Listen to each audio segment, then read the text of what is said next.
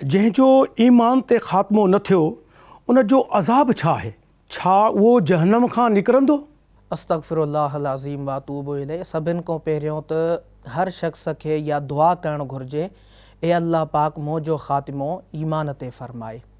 ईमान ते ख़ात्मो न थियणु हिकिड़ो तमामु वॾो ॾोह आहे, जंहिंजी सज़ा जहन्नम में हमेशह रहणु आहे। क़ुरान पाक में अल्लाह तबारक व तआला इहा वाज़े ॻाल्हि इरशाद फ़रमाई जो अल्लाह तबारक व तआला हर ॾोह खे, हर गुनाह खे बख़्श करे छॾींदो, पर शिरक कुफ़ुर अहिड़ो गुनाह आहे जंहिंखे बिल्कुलु बि बख़्श न कंदो।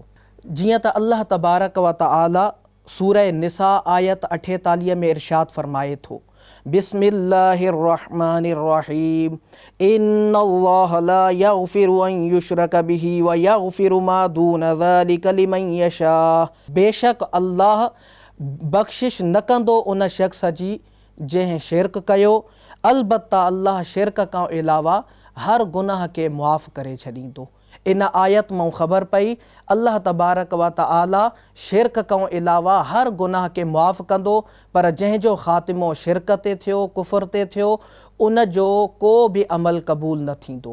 जंहिं शख़्स जो ख़ात्मो ईमान ते न थियो उहो शख़्स हमेशह हमेशह जहन्नम में रहंदो। मां मुख़्तसर अंदाज़ में तव्हांजे आॾो, हूअं त क़ुरान पाक में इन मुतालिक़ खोड़ सारियूं आयतूं आहिनि, पर मां तव्हांजे आॾो 2-3 आयतूं पेश कंदुसि जंहिं मां बिल्कुलु वाज़े थी वेंदो जंहिं शख़्स जो ख़ात्मो ईमान ते न थियो उहो हमेशह हमेशह लाइ जहन्नम में रहंदो। जीअं त अल्लाह तबारक व तआला क़ुरान पाक में इरशाद फ़रमाए थो, वमन यर्तदिद मिनकुम अन दीनिही फयमुत वहुव काफ़िरुन फउलाइका हबितत अअमालुहुम फिद दुनिया वल आखिरह व उलाइका अस्हाबुन नारि हुम फीहा खालिदून।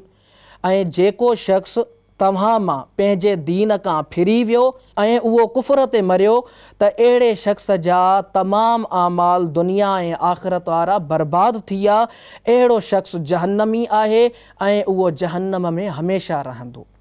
ॿीं आयत मुबारका सूरह बक़रा आयत नंबर 39 में अल्लाह पाक इरशाद फ़रमाए थो, वल्लज़ीन कफ़रू व कज़्ज़बू बिआयातिना उलाइका अस्हाबुन नार हुम फीहा खालिदून।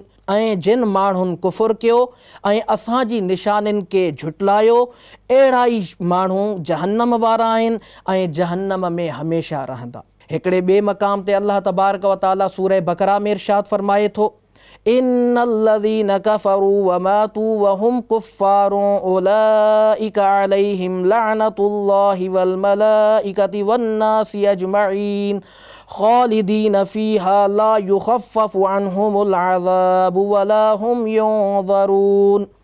बेशक उहे माण्हू जन कुफ़ुर कयो ऐं काफ़िराई मुआ, उन्हनि ते अल्लाह ऐं मलाइकनि ऐं इंसाननि सभिनी जी लानत आहे।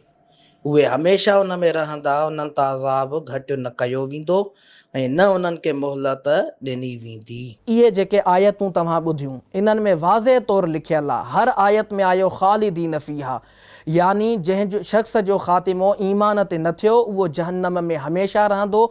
इहा ई ग़ैर मुस्लिम जंहिंजो ख़ात्मो ईमान ते न थियो उन जी सज़ा आहे। सिंधी सोशल मीडिया पेज खे लाइक कयो, फॉलो कयो ऐं शेयर कयो।